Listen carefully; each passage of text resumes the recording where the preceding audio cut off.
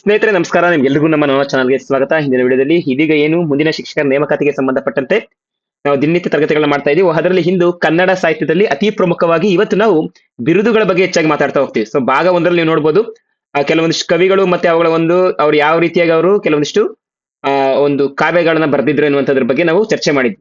ಅದಕ್ಕೆ ಸಂಬಂಧಪಟ್ಟಂತೆ ಇವತ್ತು ನಾವು ಅವರ ಬಿರುದುಗಳ ಬಗ್ಗೆ ಚರ್ಚೆ ಮಾಡ್ತೀವಿ. ಸೊ ಅವರ ಕೃತಿಗಳು ಕೆಲವೊಂದಿಷ್ಟು ಇದಾವೆ. ಅದಕ್ಕಿಂತ ಮುಂಚಿತವಾಗಿ ಸ್ಪರ್ಧಾ ಮಿತ್ರ, ನೀವು ಇದೇ ಮೊದಲ ಬಾರಿಗೆ ನಮ್ಮ ಚಾನಲ್ಗೆ ಭೇಟಿ ಕೊಡ್ತೀರಿ, ದಯವಿಟ್ಟು ನಮ್ಮ ಚಾನಲ್ ಸಬ್ಸ್ಕ್ರೈಬ್ ಮಾಡ್ಕೊಳ್ಳಿ. ಹಾಗೆ ಪಕ್ಕದಲ್ಲಿರುವಂತ ಬೆಲ್ ಐಕನ್ ಕ್ಲಿಕ್ ಮಾಡ್ಕೊಳ್ಳಿ. ನಾವು ಮಾಡುವಂತ ಎಲ್ಲಾ ತರಗತಿಗಳ ನೋಟಿಫಿಕೇಶನ್ ನಿಮಗೆ ಮೊದಲೇ ಸಿಗುತ್ತೆ. ತರಗತಿಗಳು ನಿಮ್ಗೆ ಉಪಯುಕ್ತ ಆಗಿದ್ರೆ ಜಸ್ಟ್ ವಿಡಿಯೋಗೊಂದು ಲೈಕ್ ಅನ್ನ ಕೊಡಿ ಸ್ನೇಹಿತರೆ. ಜೊತೆಗೆ ಐಪ್ ಎನ್ನುವಂಥದ್ದು ಇರುತ್ತೆ, ಐಪ್ ಅನ್ನು ಮಾಡಿ ಅಂತ ಹೇಳ್ತಾ ಈಗ ಹೆಚ್ಚಿನ ತಡ ಮಾಡಿದೆ. ಸಾಧ್ಯವಾದಷ್ಟು ನೋಡಿ, ನಾನು ಯಾವುದೇ ಒಂದು ವಿಡಿಯೋವನ್ನ ನಿಮ್ಗೆ ಸಾಧ್ಯವಾದಷ್ಟು ಬೇಗ ಮುಗಿಸೋಕೆ ಏನ್ ಪ್ರಯತ್ನ ಪಡ್ತಾ ಇದ್ದೀನಿ ಅಂದ್ರೆ, ನೀವು ಅದನ್ನ ಇಂಟು ಟೂ ಅಲ್ಲಿ ಇಟ್ಕೊಂಡು ನೋಡಿ. ಯಾಕಂದ್ರೆ ನಿಮ್ಗೆ ಅದು ಟೈಮ್ ಸೇವ್ ಆಗುತ್ತೆ. ಇಂಟು ಅಲ್ಲಿ ಇಟ್ಕೊಂಡ್ರೆ ಫಾರ್ ಎಕ್ಸಾಂಪಲ್ ನಾನು ಈ ಒಂದು ವಿಡಿಯೋನ 25ರಿಂದ 30 ನಿಮಿಷದಲ್ಲಿ ಮಾಡಿದೀನಿ ಅಂತಂದ್ರೆ, ಸೊ ನೀವು ಅದನ್ನ ಇಂಟು ಟೂ ಅಲ್ಲಿ ಇಟ್ಕೊಂಡಿದೀರಿ ಅಂದ್ರೆ ಕೇವಲ 15 ನಿಮಿಷದಲ್ಲಿ ಮಾಡಿ ಮುಗಿಸ್ಬೋದು, ನೋಡಿ ಮುಗಿಸ್ಬೋದು ಅಲ್ವಾ. ಸೊ ಆ ಒಂದು ಕಾರಣಕ್ಕೋಸ್ಕರ ನಾವೇನು ಹೆಚ್ಚಿನ ತಡ ಮಾಡಿದೆ, ವಿಡಿಯೋನ ಪ್ರಾರಂಭ ಮಾಡೋಣ. ಸೊ ಮೊದಲನೇ ಪ್ರಶ್ನೆ, ಮೊದಲನೇ ಪ್ರಶ್ನೆ, ಸಂಸ್ಕಾರ ಕಾದಂಬರಿಯ ಕರ್ತೃ ಯಾರು? ಯು ಆರ್ ಅನಂತಮೂರ್ತಿ, ಪೂರ್ಣಚಂದ್ರ ತೇಜಸ್ವಿ, ಕೆ ಶಿವರಾಮ ಕಾರಂತರು, ಮಾಸ್ತಿ ವೆಂಕಟೇಶ್ ಅಯ್ಯಂಗಾರ್ ಅಂತ ಇದೆ. ಸೊ ಈ ಸಂಸ್ಕಾರ ಎನ್ನುವಂತ ಒಂದು ಕಾದಂಬರಿ ಏನ್ ಮಾಡುತ್ತೆ ಅಂದ್ರೆ ಯಾರು ಬರೆದವರು? ಯು ಆರ್ ಅನಂತಮೂರ್ತಿ ಅವರು.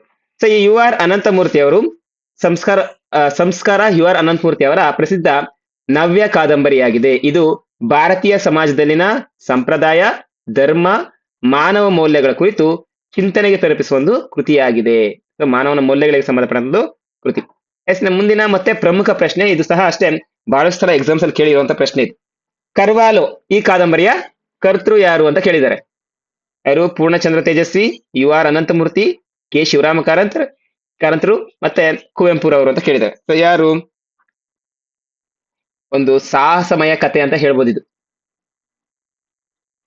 ಸಾಹಸಕ್ಕೆ ಸಂಬಂಧಪಟ್ಟಂತೆ ಕಥೆ ಇದು. ಯಾರು? ಪೂರ್ಣಚಂದ್ರ ತೇಜಸ್ವಿ ಅವರು. ಸೊ ಕರ್ವಾಲೋ ಎಂಬುದು ಪೂರ್ಣಚಂದ್ರ ತೇಜಸ್ವಿ ಅವರ ಅತ್ಯಂತ ಪ್ರಸಿದ್ಧ ಕಾದಂಬರಿಯಾಗಿದೆ. ಪ್ರಕೃತಿ, ವಿಜ್ಞಾನ ಮತ್ತು ಇದೆ ನೋಡಿ ಸಾಹಸದ ಅಂಶಗಳನ್ನ ಒಳಗೊಂಡಂತ ಈ ಕೃತಿ ಕನ್ನಡ ಸಾಹಿತ್ಯದಲ್ಲಿ ವಿಶಿಷ್ಟ ಸ್ಥಾನವನ್ನ ಪಡೆದುಕೊಂಡಿದೆ. ಕರ್ವಾಲೋ ಇವತ್ತಿಗೂ ಸಹ ಅಷ್ಟೇ ಈ ಪುಸ್ತಕವು ಹೆಚ್ಚು ಮಾರಾಟ ಆಗ್ತಾ ಇದೆ. ಮೀನ್ಸ್ ಈ ಪೂರ್ಣಚಂದ್ರ ತೇಜಸ್ವಿ ಅವರದು ಸೊ ಒಂದು ಫೇಮಸ್ ಪುಸ್ತಕ, ಅದನ್ನ ಚೆನ್ನಾಗಿ ನೆನ್ಪಿಟ್ಕೊಳ್ಳಿ. ಜೊತೆಗೆ ಜುಗಾರಿ ಕ್ರಾಸ್ ಕಾದಂಬರಿಯ ಕರ್ತೃ ಯಾರು? ಪೂರ್ಣಚಂದ್ರ ತೇಜಸ್ವಿ, ಕೆ ಶಿವರಾಮ ಕಾರಂತರು, ಯು ಆರ್ ಅನಂತಮೂರ್ತಿ, ಮಾಸ್ತಿ ವೆಂಕಟೇಶ್ ಅಯ್ಯಂಗಾರ್ ಅಂತ ಇದೆ. ಯಾರಿದು?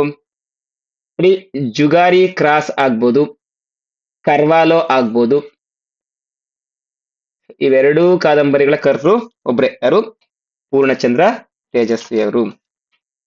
ತೇಜಸ್ವಿಯವರ ಒಂದು ನೋಡಿ, ತೇಜಸ್ವಿಯವರ ಜನಪ್ರಿಯ ಕಾದಂಬರಿಗಳಲ್ಲಿ ಇದು ಸಹ ಒಂದಾಗಿದೆ. ಇದರಲ್ಲಿ ಗ್ರಾಮೀಣ ಜೀವನ, ಪ್ರಕೃತಿ ಹಾಗೂ ರೋಚಕ ಘಟನೆಗಳನ್ನ ಚಿತ್ರಿಸಲಾಗಿದೆ. ಸೊ ತುಂಬಾ ಪ್ರಮುಖವಾದಂತಹ ಎರಡು ಕೃತಿಗಳಿವು. ಮುಂದಿನ ಪ್ರಶ್ನೆ, ಕನ್ನಡದ ವರಕವಿ ಎಂದು ಪ್ರಸಿದ್ಧರಾದವರು ಯಾರು? ನಾನಿನ್ನ ಭಾಗ ಒಂದರಲ್ಲಿ ನಾನು ನಿಮ್ಗೆ ಹೇಳಿದೀನಿ ಯಾರು ವರಕವಿ ಅಂತ. ರಾ ಬೇಂದ್ರೆ, ಕುವೆಂಪುರವರು, ಪಂಪ, ರನ್ನ ಅಂತ ಇದೆ. ಯಾರಾಗ್ತಾರೆ ಕನ್ನಡದ ವರಕವಿ? ಸೊ ದರಾ ಬೇಂದ್ರೆ ಅವರನ್ನ, ದತ್ತಾತ್ರೇಯ ರಾಮಚಂದ್ರ ಬೇಂದ್ರೆ ಅವರನ್ನ ನಾವೇನ್ ಕರಿತೀವಿ? ಕನ್ನಡದ ವರಕವಿ ಅಂತ ಕರಿತೀವಿ. ಯಾಕೆ? ಅವರ ಕಾವ್ಯಗಳಲ್ಲಿ ಪ್ರಕೃತಿ, ಪ್ರೀತಿ, ತತ್ವಚಿಂತನೆ ಮತ್ತೆ ಮಾನವೀಯ ಮೌಲ್ಯಗಳು ಸಮೃದ್ಧವಾಗಿ ಎದ್ದು ಕಾಣ್ತವೆ. ಆ ಒಂದು ಕಾರಣಕ್ಕೋಸ್ಕರ.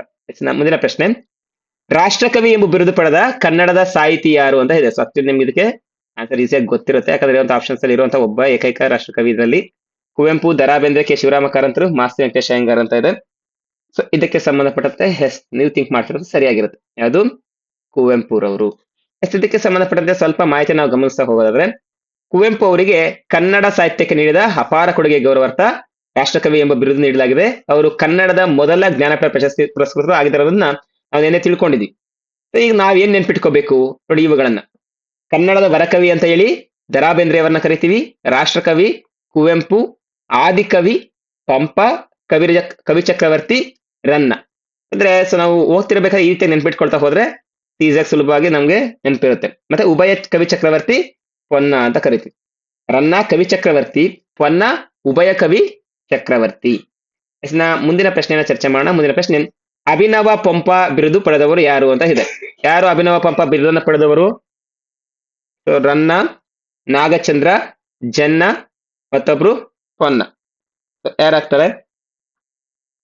ಅಭಿನವ ಪಂಪ. ಅಭಿನವ ಪಂಪ ಎಂಬ ಕೃತಿಯನ್ನು ಬರೆದವರು ಆಯ್ಕೆ ಸರಿಯಾಗಿದೆ. ಆಪ್ಷನ್ ಬಿ ಯಾರಾಗ್ತಾರೆ? ನಾಗಚಂದ್ರನ?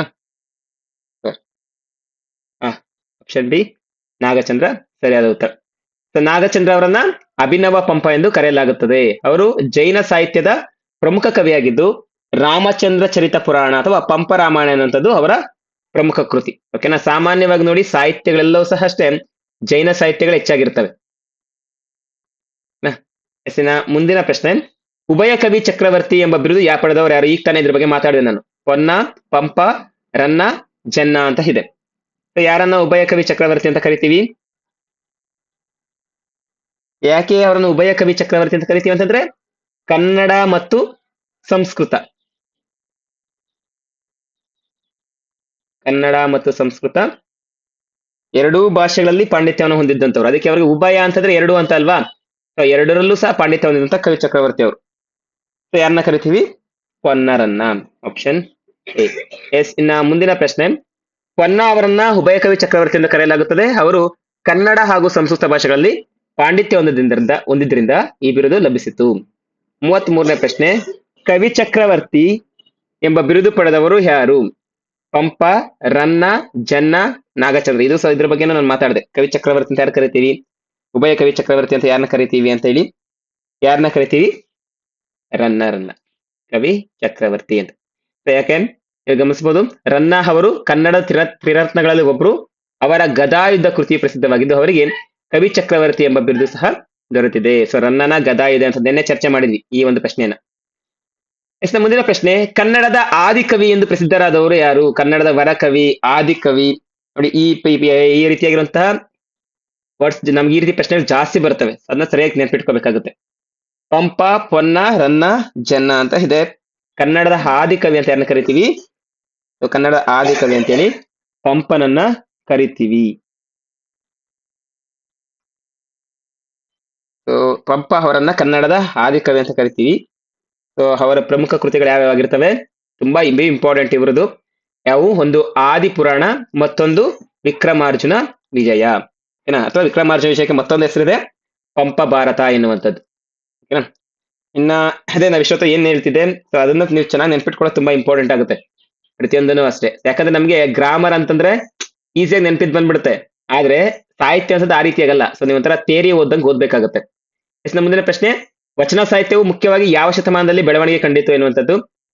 10ನೇ ಶತಮಾನ, 11ನೇ ಶತಮಾನ, 12ನೇ ಶತಮಾನ, 13ನೇ ಶತಮಾನ ಅಂತ ಇದೆ. ನಿಮ್ಗೆಲ್ರಿಗೂ ಇದ್ರ ಬಗ್ಗೆ ಚೆನ್ನಾಗಿ ಗೊತ್ತಿರುತ್ತೆ. ಯಾಕೆ ಈ ಒಂದು ಶತಮಾನದಲ್ಲಿ ಬಸವಣ್ಣ ಆಗಿರ್ಬೋದು, ಬಸವಣ್ಣನವರು, ಅಲ್ಲಮ ಪ್ರಭುಗಳು. ಮೊದಲಿಗೆ ನಾನು ಯಾವ ಶತಮಾನ ಅಂತ ಮಾತಾಡ್ಬಿಡ್ತೀನಿ. 12ನೇ ಶತಮಾನ, ಆಪ್ಷನ್ ಸಿ. ಈ ಶತಮಾನದಲ್ಲಿ ಬಸವಣ್ಣ, ಅಲ್ಲಮ ಪ್ರಭುಗಳು, ಅದೇ ಸಮಯದಲ್ಲಿ ಅಕ್ಕ ಮಹಾದೇವಿಯವರು, ಮತ್ತೆ ಚನ್ನ ಬಸವಣ್ಣ, ಇವರೆಲ್ಲರೂ ಸಹ ಅದೇ ಸಮಯದಲ್ಲಿ ಇನ್ನೊಬ್ರು ಸಿದ್ದರಾಮ ಅವರು ಸಹ ಬರ್ತಾರೆ. ಸೊ ಇವರು ಈ ಎಲ್ಲಾ ಶಿವಶರಣರಿಂದ ಏನಾಗುತ್ತೆ, ಈ ಸಾಹಿತ್ಯ ಈ ಸಂದರ್ಭದಲ್ಲಿ 12ನೇ ಶತಮಾನದಲ್ಲಿ ಒಂದು ಅತ್ಯುನ್ನತ ಒಂದು ಸಾಧನೆಯನ್ನ ಕಾಣುತ್ತೆ. 12ನೇ ಶತಮಾನದಲ್ಲಿ ಅಲ್ವಾ. ಸೊ ಅದರಿಂದ 12ನೇ ಶತಮಾನವು ಸಾಮಾನ್ಯವಾಗಿ ವಚನ ಸಾಹಿತ್ಯದ ಶತಮಾನ ಅಂತಾನೆ ಕರಿತೀವಿ. ವಚನ ಸಾಹಿತ್ಯಕ್ಕೆ ಸಂಬಂಧಪಟ್ಟ ಶತಮಾನ ಅಂತಾನೆ ಕರಿತೀವಿ. ಎಸ್. ಇನ್ನ ಇದಕ್ಕೆ ಸಂಬಂಧಪಟ್ಟಂತೆ ನಾವು ಇಷ್ಟೊತ್ತು ಏನ್ ಚರ್ಚೆ ಮಾಡಿದ್ವಿ? ಆದಿಕವಿ ಪಂಪ, ಅಭಿನವ ಪಂಪ, ನಾಗಚಂದ್ರ. ನೋಡಿ ಪಂಪ, ಅಭಿನವ ಪಂಪ, ನೋಡಿ ಕನ್ಫ್ಯೂಷನ್ ಆಗ್ಬೇಡಿ. ಆದಿಕವಿ ಪಂಪ, ಅಭಿನವ ಪಂಪ, ನಾಗಚಂದ್ರರು. ಉಭಯ ಕವಿ ಚಕ್ರವರ್ತಿ ಪೊನ್ನ, ಕವಿ ಚಕ್ರವರ್ತಿ ರನ್ನರ್, ಮತ್ತೆ ವರಕವಿ ದ ರಾ ಬೇಂದ್ರೆ ಅವರು, ರಾಷ್ಟ್ರಕವಿ ಕುವೆಂಪು ಅವರು. ಇವೆಲ್ಲ ಚೆನ್ನಾಗಿ ನೆನಪಿರ್ತವೆ, ಯಾಕಂದ್ರೆ ನಾವು ಬಹಳ ಸಲ ಗಮನಿಸಿರ್ತೀವಿ. ಆದ್ರೆ ಈ ಕವಿ ಚಕ್ರವರ್ತಿ, ಉಭಯ ಕವಿ ಚಕ್ರವರ್ತಿ ಮತ್ತೆ ಅಭಿನವ ಪಂಪ ಅಂತ ಯಾರನ್ನ ಕರಿತೀವಿ? ಸೊ ಇವುಗಳ ಬಗ್ಗೆ ಸ್ವಲ್ಪ ನಿಮ್ಗೆ ನೀವು ರೀಕಾಲ್ ಮಾಡ್ಕೊಳ್ತಾ ಇರ್ಬೇಕು. ಎಸ್. ಮುಂದಿನ ಪ್ರಶ್ನೆ, ಕರ್ನಾಟಕದ ಸಂಗೀತದ ಪಿತಾಮಹ ಎಂದು ಪ್ರಸಿದ್ಧರಾದವರು ಯಾರು ಅಂತ ಇದೆ. ಯಾರನ್ನ ಕರ್ನಾಟಕ ಸಂಗೀತ ಪಿತಾಮಹ ಅಂತ ಕರಿತೀವಿ? ಕನಕದಾಸ, ಪುರಂದರದಾಸ, ವಿಜಯದಾಸ, ವಾದಿರಾಜ ಎನ್ನುವಂಥದ್ದಿದೆ. ಯಾರಾಗ್ತಾರೆ? ಎಸ್. ಕರ್ನಾಟಕದ ಸಂಗೀತ ಪಿತಾಮಹ ಅಂತ ನಾವು ಪುರಂದರದಾಸರನ್ನ ಕರಿತೀವಿ. ಯಾಕೆ? ಕರ್ನಾಟಕದ ಸಂಗೀತ ಶಿಕ್ಷಣಕ್ಕೆ ಕ್ರಮಬದ್ಧವಾದ ವಿಧಾನವನ್ನ, ಅಂದ್ರೆ ಒಂದು ಸಂಗೀತ ಶಿಕ್ಷಣಕ್ಕೆ ಯಾವ ರೀತಿಯಾಗಿ ಮಾರ್ಗದರ್ಶನ ಕೊಟ್ಟಂತಹ ಮೊದಲ ವ್ಯಕ್ತಿ ಇವರೇ. ಓಕೆನಾ. ಹರಿದಾಸ ಸಾಹಿತ್ಯದ ಪ್ರಮುಖ ದಾಸರು ಸಹ ಇವರೇ ಆಗಿರ್ತಾರೆ, ಹರಿದಾಸರು. ಇದಕ್ಕೆ ಸಂಬಂಧಪಟ್ಟಂತೆ ಆಪ್ಷನ್ ಬಿ ರೈಟ್ ಆನ್ಸರ್ ಆಗುತ್ತೆ. ಮುಂದಿನ ಪ್ರಶ್ನೆ, ರಾಮಧ್ಯಾನ ಚರಿತೆಯ ಕೃತಿಯ ಕರ್ತೃ ಯಾರು? ಪುರಂದರದಾಸ, ಕನಕದಾಸ, ವಿಜಯದಾಸ, ಜಗನ್ನಾಥ. So ಯಾರಾಗ್ತಾರೆ ರಾಮಧ್ಯಾನ ಚರಿತೆಗೆ ಸಂಬಂಧಪಟ್ಟಂತೆ?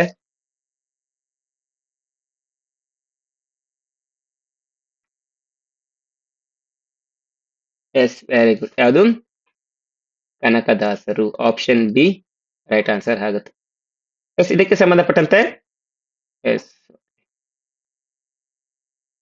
ಇದಕ್ಕೆ ಸಂಬಂಧಪಟ್ಟಂತೆ ಕನಕದಾಸ ರಚಿಸಿದ ರಾಮಧ್ಯಾನ ಚರಿತೆ ಕನ್ನಡದ ಪ್ರಸಿದ್ಧ ರೂಪಕ ಕಾವ್ಯವಾಗಿದೆ. ಇದರಲ್ಲಿ ರಾಗಿ ಮತ್ತು ಅಕ್ಕಿಯ ನಡುವಿನ ಸಂವಾದದ ಮೂಲಕ ಸಮಾನತೆ ಮತ್ತು ಮಾನವೀಯ ಮೌಲ್ಯಗಳನ್ನ ಹೇಳಿದ್ದಾರೆ. ಯಾವುದು? ರಾಮಧ್ಯಾನ ಚರಿತೆ.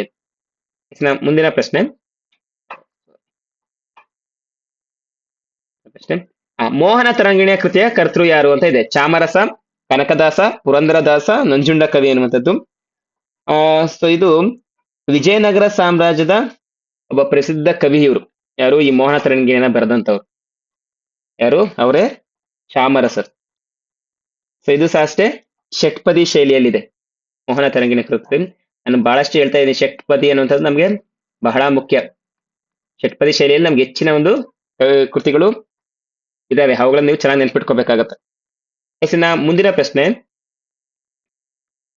ಕನ್ನಡ ಸಾಹಿತ್ಯ ಪರಿಷತ್ತು ಸ್ಥಾಪನೆಯಾದ ವರ್ಷ ಯಾವುದು? 1915, 1918, 1920, 1905 ಅಂತ ಇದೆ. ಏನಿ ಕನ್ನಡ ಸಾಹಿತ್ಯ ಪರಿಷತ್ತನ್ನ ಸ್ಥಾಪನೆ ಮಾಡ್ತಾರೆ? ಕನ್ನಡ ಭಾಷೆ ಮತ್ತು ಸಾಹಿತ್ಯಕ್ಕೆ ಸಾಹಿತ್ಯದ ಬೆಳವಣಿಗೆಗೆ ಸಂಬಂಧಪಟ್ಟಂತೆ ಅವರನ್ನ ಗುರುತಿಸಿ ಓಕೆನಾ, ಗುರುತಿಸಿ ಸನ್ಮಾನ ಪ್ರತಿ ವರ್ಷ ಒಂದು ಕನ್ನಡ ಸಾಹಿತ್ಯ ಪರಿಷತ್ತನ್ನ ಮಾಡುತ್ತೆ ಅಲ್ವಾ. ಒಂದು ಕನ್ನಡಕ್ಕಾಗಿ ಏನನ್ನ ಕೊಡುಗೆ ಕೊಟ್ಟಿದ್ದಾರೆ, ಕನ್ನಡದ ಬೆಳವಣಿಗೆಗೆ ಏನೆಲ್ಲ ನಾವು ಇನ್ನ ಒಂದು ಗುರಿಗಳನ್ನ ಇಟ್ಕೋಬಹುದು ಎನ್ನುವಂಥದ್ದನ್ನೆಲ್ಲ ಒಂದು ಅದಕ್ಕೆ ಇರುವಂತಹ ಒಂದು ಸಂಸ್ಥೆ ಕನ್ನಡ ಸಾಹಿತ್ಯ ಪರಿಷತ್ ಎನ್ನುವಂಥದ್ದು. ಯಾವಾಗ ಪ್ರಾರಂಭ ಆಯ್ತು? 1915ರಲ್ಲಿ ಬೆಂಗಳೂರಿನಲ್ಲಿ ಪ್ರಾರಂಭ ಆಗುತ್ತೆ. ಬೆಂಗಳೂರಿನಲ್ಲಿ ಪ್ರಾರಂಭ ಆಗುತ್ತೆ. ಎಸ್, ಅದಕ್ಕೆ ಸಂಬಂಧಪಟ್ಟಂತೆ ಎಸ್ ಇಲ್ಲೇ ನೋಡಿ, ಕನ್ನಡ ಸಾಹಿತ್ಯ ಪರಿಷತ್ 1915ರಲ್ಲಿ ಬೆಂಗಳೂರಿನಲ್ಲಿ ಸ್ಥಾಪನೆ ಆಯಿತು. ಕನ್ನಡ ಭಾಷೆ ಮತ್ತು ಸಾಹಿತ್ಯ ಬೆಳವಣಿಗೆಗೆ ಈ ಸಂಸ್ಥೆ ಕೊಡುಗೆ ಅಪಾರವಾಗಿದೆ. ಎಸ್, ನಮ್ಮದೇ ಪ್ರಶ್ನೆ, ಕನ್ನಡ ಸಾಹಿತ್ಯ ಪರಿಷತ್ತಿನ ಕೇಂದ್ರ ಕಚೇರಿಯಲ್ಲಿದೆ. ಎಸ್, ಇವಾಗ ತಾನೇ ಮಾತಾಡಿದ್ರೆ ಅದ್ರ ಬಗ್ಗೆ. ಮೈಸೂರು, ಧಾರವಾಡ, ಬೆಂಗಳೂರು, ಬೆಳಗಾವಿ ಎನ್ನುವಂಥದ್ದು. ಎಲ್ಲಿದೆ ಇದಕ್ಕೆ ಸಂಬಂಧಪಟ್ಟಂತೆ? ಎಸ್, ನಾನು ನೇರವಾಗಿ ಆನ್ಸರ್ ಹೇಳ್ತಾ, ಎಲ್ಲಿದೆ? ಬೆಂಗಳೂರಲ್ಲಿದೆ. ಬೆಂಗಳೂರಲ್ಲಿ ಇದ್ರು. ಸೊ ಇದು ಈ ಕೇಂದ್ರ ಕಚೇರಿ ಬೆಂಗಳೂರಿನಲ್ಲಿದೆ. ಇದು ಕನ್ನಡ ಭಾಷೆ, ಸಾಹಿತ್ಯ ಮತ್ತು ಸಂಸ್ಕೃತಿ ಮತ್ತು ಪುಸ್ತಕ ಪ್ರಕಾಶನದ ಅಭಿವೃದ್ಧಿಗೆ ಪ್ರಮುಖ ಸಂಸ್ಥೆಯಾಗಿದೆ. ಮುಂದಿನ ಪ್ರಶ್ನೆ. ಸೊ ಪ್ರಶ್ನೆ ಹೋಗೋಕ್ಕಿಂತ ಮುಂಚಿತವಾಗಿ ಪರೀಕ್ಷಾ ಟಿಪ್ಸ್ ಅಂತ ಮತ್ತೆ ನಾವು ರೀಕಾಲ್ ಮಾಡೋಕೆ, ಕರ್ನಾಟಕದ ಸಂಗೀತ ಪಿತಾಮಹ ಅಂತ ಪುರಂದರದಾಸನ ಕಾಣ್ತೀವಿ. ರಾಮಧ್ಯಾನ ಚರಿತೆಯನ್ನು ಬರೆದವರು ಕನಕದಾಸರು. ಮೋಹನ ತರಂಗಿಣಿ ಕೃತಿಯನ್ನು ಬರೆದವರು ಚಾಮರಸರು. ಕನ್ನಡ ಸಾಹಿತ್ಯ ಪರಿಷತ್ತು ಪ್ರಾರಂಭವಾಗಿದ್ದು 1915ರಲ್ಲಿ. ಎಲ್ಲಿ ಪ್ರಾರಂಭವಾಯಿತು? ಬೆಂಗಳೂರಿನಲ್ಲಿ. ಮುಂದಿನ ಪ್ರಶ್ನೆ, ಕೇಂದ್ರ ಸಾಹಿತ್ಯ ಅಕಾಡೆಮಿ ಸ್ಥಾಪನೆಯಾದ ವರ್ಷ ಯಾವುದು? 1952, 1954, 1956, 1960 ಅಂತ ಇದೆ. ನೋಡಿ, ಕರ್ನಾಟಕ ಸಾಹಿತ್ಯ ಅಕಾಡೆಮಿನೇ ಬೇರೆ, ಕೇಂದ್ರ ಸಾಹಿತ್ಯ ಅಕಾಡೆಮಿನೇ ಬೇರೆ. ಸೊ ಕೇಂದ್ರ ಸಾಹಿತ್ಯ ಅಕಾಡೆಮಿ ಭಾರತದಲ್ಲಿರುವಂತ ಎಲ್ಲಾ ಭಾಷೆಗಳಿಗೆ ಸಂಬಂಧಪಟ್ಟಂತ ಎಲ್ಲಾ ಸಾಹಿತ್ಯಕ್ಕೂ ಸಂಬಂಧಪಟ್ಟಂತ ಆ ಸಾಹಿತ್ಯಕ್ಕೂ ಉತ್ತೇಜನ ಕೊಡುವಂತ ಒಂದು ಸಂಸ್ಥೆ. ಇದನ್ನ 1954ರಲ್ಲಿ ಪ್ರಾರಂಭ ಮಾಡಲಾಗುತ್ತೆ. ಸ್ಥಾಪನೆ ಮಾಡ್ತಾರೆ. ಮುಂದಿನ ಪ್ರಶ್ನೆ, ಕನ್ನಡದ ಮೊದಲ ಮಹಿಳಾ ಕವಯಿತ್ರಿ ಎಂದು ಯಾರನ್ನ ಕರೆಯುತ್ತಾರೆ? ಅಕ್ಕ ಮಹಾದೇವಿ, ಹೊನ್ನಮ್ಮ, ತಿರುಮಲಾಂಬೆ, ಬೆಳಗೆರೆ ಜಾನಕಮ್ಮ ಎನ್ನುವಂಥದ್ದಿದೆ. ಯಾರನ್ನ ಕರೀತಾರೆ? ನಾನು ಈಗಾಗಲೇ ಹೇಳಿದಂತೆ ಮೊದಲ ಮಹಿಳಾ ಕವಯಿತ್ರಿ 12ನೇ ಶತಮಾನದಲ್ಲಿ ಬರುವಂತ ಅಕ್ಕ ಮಹಾದೇವಿ ಅವರು ಅಲ್ವಾ? Option A right answer. ಅವ್ರ ಬಗ್ಗೆ ನೋಡಬಹುದು. ಅಕ್ಕ ಮಹಾದೇವಿ ಅವರು 12ನೇ ಶತಮಾನದ ಪ್ರಮುಖ ವಚನಗಾರ್ತಿ. ಅವರನ್ನ ಕನ್ನಡದ ಮೊದಲ ಶ್ರೇಷ್ಠ ಮಹಿಳಾ ಕವಯಿತ್ರಿಯಲ್ಲಿ ಒಬ್ಬರೆಂದು ಪರಿಗಣಿಸಲಾಗುತ್ತದೆ. ಅವರ ವಚನಗಳಲ್ಲಿ ವೈರಾಗ್ಯ, ಭಕ್ತಿ ಮತ್ತು ಆಧ್ಯಾತ್ಮಿಕ ಚಿಂತನೆಗಳು ವ್ಯಕ್ತವಾಗುತ್ತವೆ. ಮುಂದಿನ ಪ್ರಶ್ನೆ, ನೆನಪಿನ ದೋಣಿ ಆತ್ಮಕಥೆಯ ಕರ್ತೃ ಯಾರು? ಕುವೆಂಪು, ಕೆ ಶಿವರಾಮ ಕಾರಂತರು, ಮಾಸ್ತಿ ವೆಂಕಟೇಶ್ ಅಯ್ಯಂಗಾರ್ ಅವರು, ದ.ರಾ ಬೇಂದ್ರೆಯವರು ಅಂತ ಇದೆ. ಯಾವುದು? ನೆನಪಿನ ದೋಣಿ. ಇದು ಸಹ ಒಂದು ಆತ್ಮಕಥೆ, ಮೀನ್ಸ್ ತಮ್ಮ ಕತೆ, ತಮ್ಮ ಜೀವನ ಕಥೆಯನ್ನ ಇದರಲ್ಲಿ ಬರೆದಿರ್ತಾರೆ. ಯಾರ ಕಥೆಯಾಗಿದೆ? ಕುವೆಂಪುರವರ ಕಥೆಯಾಗಿದೆ. ಚೆನ್ನಾಗಿ ನೆನ್ಪಿಟ್ಕೊಳ್ಳಿ, ಕುವೆಂಪುರವರ ಆತ್ಮಕಥೆ ಯಾವ್ದಾಗಿರುತ್ತೆ? ನೆನಪಿನ ದೋಣಿ. ಸೊ ಇದರಲ್ಲಿ ಅವರ ಒಂದು ಬಾಲ್ಯ ಆಗಿರ್ಬೋದು, ಶಿಕ್ಷಣ ಆಗಿರ್ಬೋದು, ಸಾಹಿತ್ಯ ಆಗಿರ್ಬೋದು, ಇದಕ್ಕೆ ಸಂಬಂಧಪಟ್ಟಂತೆ ಎಲ್ಲವನ್ನು ಸಹ ಅವರ ಎಲ್ಲಾ ಅನುಭವಗಳನ್ನ ಈ ಒಂದು ಆತ್ಮಕಥೆಯಲ್ಲಿ ಹಂಚಿಕೊಂಡಿದ್ದಾರೆ. Yes, option A Kuvempu right answer ಆಗುತ್ತೆ. ಎಸ್, ಮುಂದಿನ ಪ್ರಶ್ನೆ, ಬೆಟ್ಟದ ಜೀವ ಕಾದಂಬರಿಯ ಕರ್ತೃ ಯಾರು? ಕೆ ಶಿವರಾಮ ಕಾರಂತರು, ಪೂರ್ಣಚಂದ್ರ ತೇಜಸ್ವಿ ಅವರು, ಕುವೆಂಪುರವರು, ಮಾಸ್ತಿ ವೆಂಕಟೇಶ್ ಅಯ್ಯಂಗಾರ್ ಅವರು ಅಂತ ಇದೆ. ಯಾವುದು? ಬೆಟ್ಟದ ಜೀವ. ಹೆಸರಲ್ಲೇ ಇದೆ ಬೆಟ್ಟದ ಜೀವ ಅಂತಂದ್ರೆ ಒಂದು ಗ್ರಾಮೀಣ ಪ್ರದೇಶದ ಒಂದು ಪ್ರಕೃತಿ ಸೌಂದರ್ಯ ಹೇಗಿರುತ್ತೆ ಅನ್ನೋದನ್ನ ತುಂಬಾ ತುಂಬಾ ತುಂಬಾ ಚೆನ್ನಾಗಿ ಅದನ್ನ ವಿವರಣೆ ಮಾಡಿದ್ದಾರೆ. ಏನಪ್ಪ ಒಂದು ಎಸ್ ಇದನ್ನ ಮುಂದೆ ಅಲ್ಲಿ ಎಕ್ಸ್ಪ್ಲನೇಷನ್ ಇದೆ ಹೇಳ್ತೀನಿ. ಎಸ್ ಯಾರು? ಆಪ್ಷನ್ ಎ ಕೆ ಶಿವರಾಮ ಕಾರಂತರು. ಸೊ ನೀವು ಇಲ್ಲಿ ಗಮನಿಸಬಹುದು ಬೆಟ್ಟದ ಜೀವ ಕೆ ಶಿವರಾಮ ಕಾರಂತ ಅವರ ಪ್ರಸಿದ್ಧ ಕಾದಂಬರಿಯಾಗಿದೆ. ಮಲೆನಾಡಿನ ಪ್ರಕೃತಿ, ಗ್ರಾಮೀಣ ಜೀವನ ಮತ್ತು ಮಾನವ ಸಂಬಂಧಗಳನ್ನ ಈ ಕೃತಿಯಲ್ಲಿ ಪರಿಣಾಮಕಾರಿಯಾಗಿ ಚಿತ್ರಿಸಲಾಗಿದೆ. ನಮ್ಮ ಮುಂದಿನ ಪ್ರಶ್ನೆ, ಕನ್ನಡದ ಕುಲಪುರೋಹಿತ ಎಂಬ ಬಿರುದು ಪಡೆದವರು ಯಾರು ಅಂತ ಇದೆ. ಯಾರನ್ನ ಕನ್ನಡದ ಕುಲಪುರೋಹಿತ ಅಂತ ಕರಿತೀವಿ?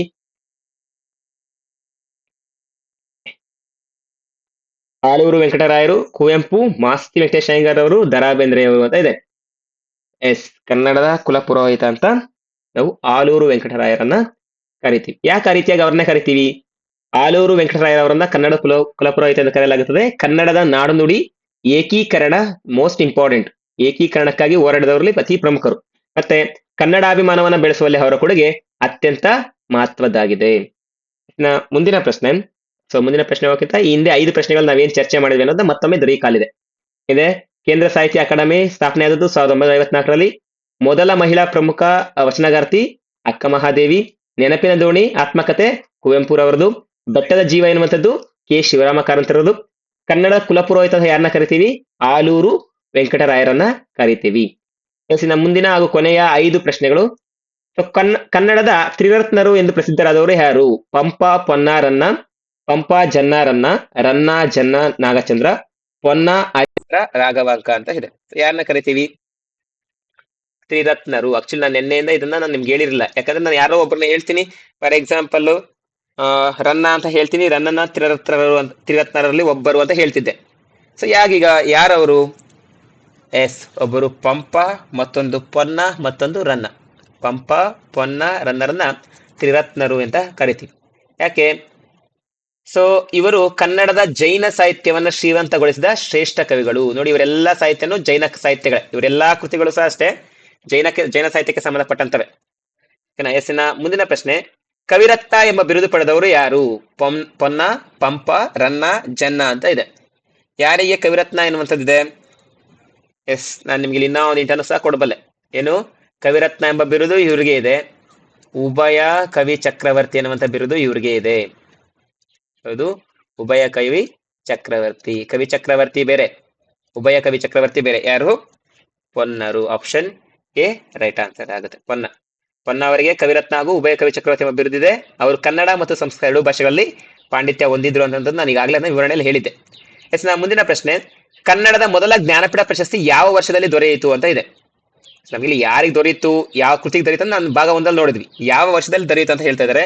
ಸೊ ಯಾವ್ದ್ರಲ್ಲಿ ದೊರೆಯುತ್ತೆ? 1967. ಓಕೆನಾ? ಶ್ರೀರಾಮಾಯಣ ದರ್ಶನ ಅನ್ನೋ ಕೃತಿಗೆ ಕುವೆಂಪು ಅವರಿಗೆ ಸಿಗುತ್ತೆ. ಎಸ್, ಮುಂದಿನ ಪ್ರಶ್ನೆ, ಕುವೆಂಪು ಅವರಿಗೆ ಜ್ಞಾನಪೀಠ ಪ್ರಶಸ್ತಿ ದೊರಕಲು ಕಾರಣವಾದ ಕೃತಿ ಯಾವುದು ಅಂತ ಇದೆ. ಆಕ್ಚುಲಿ ಇದು ರಿಪೀಟೆಡ್ ಕ್ವಶನ್. ಭಾಗ 1ರಲ್ಲಿ ನಾನು ಹೇಳಿದ್ದೀನಿ ಇದರ ಬಗ್ಗೆ, ಶ್ರೀ ರಾಮಾಯಣ ದರ್ಶನಂ ಎನ್ನುವಂಥದ್ದು. ಎಸ್, ಇವತ್ತಿನ ಕೊನೆಯ ಪ್ರಶ್ನೆ, ಕೆಳಗಿನವರಲ್ಲಿ ಜ್ಞಾನಪೀಠ ಪ್ರಶಸ್ತಿ ಪಡೆದ ಕನ್ನಡದ ಮೊದಲ ಸಾಹಿತಿ ಯಾರು ಅಂತ ಇದೆ. ಸೊ ಮೊದಲ ಸಾಹಿತಿಗಳು ಸಹ ಇದೆ. ಜ್ಞಾನಪೀಠ ಪ್ರಶಸ್ತಿ ಪಡೆದ ಕನ್ನಡ ಸಾಹಿತಿ ಯಾರು ಅಂತ ಇದೆ. ಓಕೆ, ಮೊದಲ ಅಂತ ಇಲ್ಲ. ಕುವೆಂಪು, ದರಾ ಬೇಂದ್ರೆ, ಕೆ ಶಿವರಾಮ ಕಾರಂತರು, ಮೇಲಿನ ಎಲ್ಲರೂ ಅಂತ ಇದೆ. ಕೆಳಗಿನವರಲ್ಲಿ ಜ್ಞಾನಪೀಠ ಪ್ರಶಸ್ತಿ ಪಡೆದವರು 3 ಜನನ ಪಡ್ಕೊಂಡಿದ್ದಾರಲ್ವಾ? ಆಪ್ಷನ್ ಡಿ, ಮೇಲಿನ ಎಲ್ಲರೂ ಇದಕ್ಕೆ ಸರಿಯಾದ ಉತ್ತರ ಆಗುತ್ತೆ. ಯಾವಾಗ? ಕುವೆಂಪುರವರು ಈಗ ತಾನು ಹೇಳಿದೆ 1967ರಲ್ಲಿ. ತದನಂತರ ಎರಡನೇದಾಗಿ ದರಾ ಬೇಂದ್ರೆ ಅವರು 1973ರಲ್ಲಿ. ತದನಂತರ ಕೆ ಶಿವರಾಮ ಕಾರಂತರು 1977ರಲ್ಲಿ ಏನು ಕನ್ನಡಕ್ಕೆ ಜ್ಞಾನಪೀಠ ಪ್ರಶಸ್ತಿಯನ್ನ ತಂದು ಕೊಟ್ಟಿದ್ದಾರೆ. ಓಕೆನಾ? ಸೊ ಸಾಮಾನ್ಯವಾಗಿ ಹೇಳಿದಂತೆ ಜ್ಞಾನಪೀಠ ಪ್ರಶಸ್ತಿಗಳು ಜೊತೆಗೆ ಅದು ಯಾವ ವರ್ಷ, ಆ ಕೃತಿಗಳು ಯಾವ್ಯಾವು, ಅವರ ಸಾಹಿತ್ಯ ಏನೇನುವಂಥದ್ದು ತುಂಬಾ ಪ್ರಶ್ನೆಗಳು ಸುಮಾರು ಸಲ ಬರುತ್ತೆ. ಜ್ಞಾನಪೀಠ ಪ್ರಶಸ್ತಿಗಳ ಮೇಲೆ ಹೆಚ್ಚು ಜ್ಞಾನವನ್ನು ವಹಿಸಬೇಕಾಗುತ್ತೆ. ಸೊ ನಾನು ಅದಕ್ಕೆ ಸಂಬಂಧಪಟ್ಟಂತೆ ಒಂದು ಸ್ವಲ್ಪ ಟೇಬಲ್ ಅಂತಂದ್ರೆ, ಸೊ ನಿಮ್ಗೆ ಅದು ಸ್ವಲ್ಪ ಹೆಲ್ಪ್ ಆಗುತ್ತೆ. ಸೊ ಒಂದು ಜ್ಞಾನಪೀಠ ಪ್ರಶಸ್ತಿಗಳು ಪಡೆದ ಪ್ರಮುಖ ಕನ್ನಡ ಸಾಹಿತಿಗಳು. ಸೊ ಮೊದಲನೇದಾಗಿ ಕುವೆಂಪುರವರು 1967ರಲ್ಲಿ ಶ್ರೀರಾಮಾಯಣ ದರ್ಶನಂ ಎನ್ನುವಂತ ಒಂದು ಕೃತಿಯನ್ನ ಈ ಕೃತಿಗೆ ಅವ್ರಿಗೇನ್ ಸಿಗುತ್ತೆ? ಮೊದಲನೇದಾಗಿ ನಮಗೆ ಜ್ಞಾನಪೀಠ ಪ್ರಶಸ್ತಿ ನಮ್ಮ ಕನ್ನಡಕ್ಕೆ ದೊರೆಯುತ್ತೆ.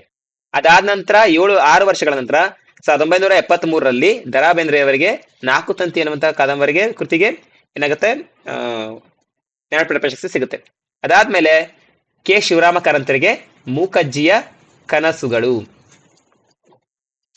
ಸೊ ಯಾವಾಗ ಸಿಗುತ್ತೆ? 1977ರಲ್ಲಿ. ಅದಾದ ನಂತರ 1983ರಲ್ಲಿ ಮಾಸ್ತಿ ವೆಂಕಟೇಶ್ ಅಯ್ಯಂಗಾರ್ ಅವರಿಗೆ ಚಿಕ್ಕವೀರ ರಾಜೇಂದ್ರ ಎನ್ನುವಂತ ಕೃತಿಗೆ. ಸೊ ಇದು ಯಾವ ಕತೆ ಅಂತದ್ನೆಲ್ಲ ನಾನು ನೆನ್ನೆ ಭಾಗ 1ರಲ್ಲಿ ಹೇಳಿದ್ದೀನಿ. ಓಕೆನಾ? ಚಿಕ್ಕವೀರ ರಾಜೇಂದ್ರ ಅಂತ ಕೃತಿಗೆ ಅವರಿಗೆ ಏನ್ ಸಿಗುತ್ತೆ? ಒಂದು ಜ್ಞಾನಪೀಠ ಪ್ರಶಸ್ತಿ ಸಿಗುತ್ತೆ. ಅದಾದ ನಂತರ ವಿಕೃ ಗೋಕಾಕ್ರವರು. ಸೊ ವಿಕೃ ಗೋಕಾಕ್ರವರು ಭಾರತ ಸಿಂಧು ರಶ್ಮಿ ಎನ್ನುವಂತ ಕೃತಿಗೆ ಏನ್ ಮಾಡ್ತಾರೆ? ಅವರಿಗೆ ಈ ಒಂದು ಜ್ಞಾನಪೀಠ ಪ್ರಶಸ್ತಿ ಸಿಗುತ್ತೆ. ಮುಂದೆ ಯಾರು ಜ್ಞಾನಪೀಠ ಪ್ರಶಸ್ತಿ ಸಿಗುತ್ತೆ ಅಂತಂದ್ರೆ UR ಅನಂತಮೂರ್ತಿ ಅವರಿಗೆ 1994ರಲ್ಲಿ, ಗಿರೀಶ್ ಕಾರ್ನಾಡ್ ಅವರಿಗೆ ಮತ್ತೆ ಚಂದ್ರಶೇಖರ್ ಕಂಬಾರ್ ಅವರಿಗೆ ಅವರೆಲ್ಲಾ ಸಾಹಿತ್ಯಗಳು ಸೇರಿ, ಮೀನ್ಸ್ ಅವರೆಲ್ಲಾ ಕೃತಿಗಳನ್ನ ಬರೆದಿರ್ತಾರಲ್ವಾ, ಎಲ್ಲಾ ಕೃತಿಗಳನ್ನು ಸೇರಿ ಅವರ ಸಮಗ್ರ ಸಾಹಿತ್ಯಕ್ಕಾಗಿ ಜ್ಞಾನಪೀಠ ಪ್ರಶಸ್ತಿಯನ್ನ ಸಿಕ್ಕಿದೆ. ಒಟ್ಟಾರೆಯಾಗಿ 8 ಜ್ಞಾನಪೀಠ ಪ್ರಶಸ್ತಿಗಳು ಸಿಕ್ಕಿದಾವೆ. ಸೊ ಇಲ್ಲಿಗೆ ಒಟ್ಟಾರೆಯಾಗಿ ಇವತ್ತಿನ 25 ಪ್ರಶ್ನೆಗಳು ಮತ್ತೆ ಸಂಪೂರ್ಣವಾದ ಮಾಹಿತಿ ಇದಾಗಿದೆ. ಸೊ ಇನ್ನ ಮುಂದಿನ ಒಂದು ವಿಡಿಯೋದಲ್ಲಿ ಮತ್ತಷ್ಟು ಸಾಹಿತ್ಯಕ್ಕೆ ಸಂಬಂಧಪಟ್ಟಂತೆ ಆ ಮುಂದಿನ ವಿಡಿಯೋಗಳಲ್ಲಿ ನಾವೇನ್ ಮಾಡೋಣ ಅಂತಂದ್ರೆ, ಒಬ್ಬ ಕವಿಯನ್ನ ತೆಗೆದುಕೊಂಡು ಸಂಪೂರ್ಣವಾಗಿ ಅದ್ರ ಬಗ್ಗೆ ಚರ್ಚೆ ಮಾಡೋಣ. ಮೀನ್ಸ್ ಇವಾಗ ಒಬ್ಬ ಕುವೆಂಪು ಅವರ ಬಗ್ಗೆ ತಗೊಂಡಿದ್ದೀವಿ ಅಂತಂದ್ರೆ ಆ ಕುವೆಂಪು ಅವರ ಸಂಪೂರ್ಣ ಮಾಹಿತಿ, ಜೊತೆಗೆ ಅವರ ಕೃತಿಗಳು ಯಾವ್ಯಾವು, ಅವ್ರು ಎಲ್ಲಿ ಜನನ ಮಾಡಿದ್ರು, ಸೊ ಹೀಗೆ ಸಂಪೂರ್ಣವಾಗಿ ಒಂದು 5 ರಿಂದ 10 ಕವಿಗಳ ಬಗ್ಗೆ ಚರ್ಚೆ ಮಾಡೋಣ. ಒಂದು 2-3 ಭಾಗಗಳಾಗಿ ವಿಭಜನೆ ಮಾಡಿಕೊಂಡು ಒಂದು 20 ರಿಂದ 30 ಕವಿಗಳ ಬಗ್ಗೆ ನಾವು ಚರ್ಚೆ ಮಾಡಿದೀವಿ ಅಂತಂದ್ರೆ ಸಾಹಿತ್ಯವು ಸಂಪೂರ್ಣವಾಗಿ ಅಲ್ಲಿಗೆ ಮುಗಿಯುತ್ತೆ. ಓಕೆನಾ ಸ್ನೇಹಿತರೆ? ಇದಾಗಿತ್ತು ಇಂದಿನ ವಿಡಿಯೋ. ಸೊ ಇದೇ ರೀತಿಯ ಮತ್ತಷ್ಟು ವಿಡಿಯೋಗಳಿಗೆ ನಮ್ಮ ಚಾನಲ್ನ ಸಬ್ಸ್ಕ್ರೈಬ್ ಮಾಡ್ಕೊಳ್ಳಿ, ಹಾಗೆ ಪಕ್ಕದ ಬೆಲ್ ಐಕಾನ್ ಕ್ಲಿಕ್ ಮಾಡ್ಕೊಳ್ಳಿ. ಈ ಸೆಷನ್ ನಿಮಗೆ ಉಪಯುಕ್ತ ಆಗಿದ್ರೆ ಜಸ್ಟ್ ವಿಡಿಯೋಗೊಂದು ಲೈಕ್ ನೀಡಿ, ಹಾಗೆ ನಿಮ್ಮ ಹೆಚ್ಚು ಜನ ಸ್ನೇಹಿತರಿಗೆ ಶೇರ್ ಮಾಡಿ ಅಂತ ಹೇಳ್ತಾ, ಹೈಪ್ ಮಾಡೋದನ್ನ ಮರಿಬೇಡಿ ಅಂತ ಹೇಳ್ತಾ, ಸೊ ಇಲ್ಲಿಗೆ ಈ ವಿಡಿಯೋನ ಮುಗಿಸ್ತಾ ಇದ್ದೇನೆ. ನಿಮಗೆಲ್ಲರಿಗೂ ಧನ್ಯವಾದಗಳು ಸ್ನೇಹಿತರೆ.